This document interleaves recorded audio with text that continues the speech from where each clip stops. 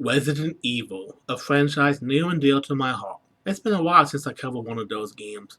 I last reviewed the original back in Season 2, so I figured it was high time to revisit the series.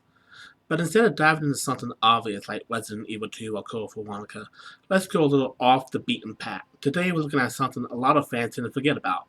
Resident Evil Gaiden. Resident Evil Gaiden is an action-offensive title developed by Info and published by Capcom. It stars Barry Burton and Leon S. Kennedy, who are now part of an underground organization working to take down Umbrella. The setting, a cruise ship where everyone on board has turned into zombies.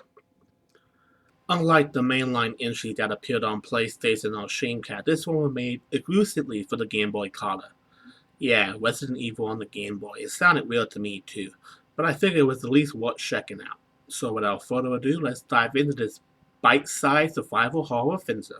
The game opens with a mission briefing. You start off as Barry Burton, survivor of the Manson incident and former member of STAR's Alpha Team. Your mission is to locate a new BOW created by Umbrella and track down Leon S. Kennedy, who's gone on a mission.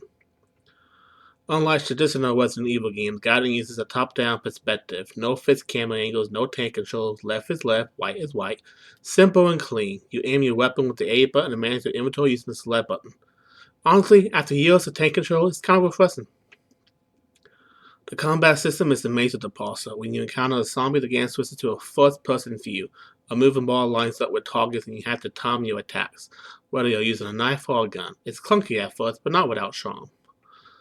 Like in other Resident Evil games, resource management is key. Bullets and health don't grow on trees, so sometimes it's better to wander and fight, though often you won't have a choice. The game doesn't hold your hand. There are locked doors everywhere and very little direction. Once I hit the main lobby and encountered a swarm of zombies, I had no idea where to go. Backtracking, searching for items, nothing seemed to help. It's as cryptic as early PS1 entries, maybe even more so given the limited hardware. One thing to note, Resident Evil Gaiden is non-canon. Its story doesn't tie into the main timeline, so unless you're a completionist or just curious about this oddball entry, there's not a lot of incentive to play it. Sure, you get to play as Barry so well at the time, but even that's no longer unique thanks to Resident Evil Revelations 2. And let's be real, they kinda overused Leon as the lead ever since Wave 2 anyway. That said, the story is interesting in its own right. People say the Resident Evil narrative is just an excuse to shoot zombies, but I always enjoyed the world building, the Spencer Mansion, the Raccoon City Police Department, the whole Umbrella conspiracy. So while this one doesn't connect to the laws of mythos, it still has that familiar way atmosphere, just in a very different format. Physically, the game looks decent for a Game Boy Color title. We're talking 8-bit graphic release during the PlayStation era, so expectations were understandably low. But the sprites are clean, the environments are detailed for the platform, and you can tell who everyone is. The music is stripped down but still retains that eerie Resident Evil vibe, even with the limitations of the Game Boy sound chip. It manages to set the tone and keep you on edge. Not bad at all. One feature I really appreciated was the auto-continue system. If you die, the game starts you back right where you left off. No starting over from the beginning like the PS1 games if you forget to save.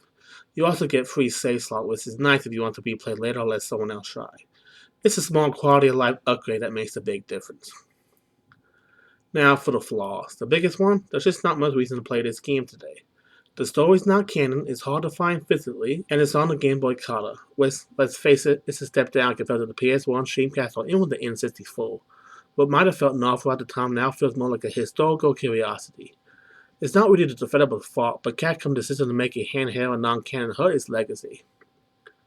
All that said, I don't regret trying it. It's not a game I'll come back to, but if you're a Resident Evil super fan or just curious about the franchise's real experiments, Gaiden is worth a look. It's different, very different, from the mechanic to the setting. It's a one-of-a-kind way experience. And that wraps up this edition of TJ Reviews. Don't forget to like the video, subscribe for more gaming goodness, and sound off in the comments if you played Gaiden, or if you got a favorite obscure Wii title I should cover next. Until then, stay safe and aim for the head.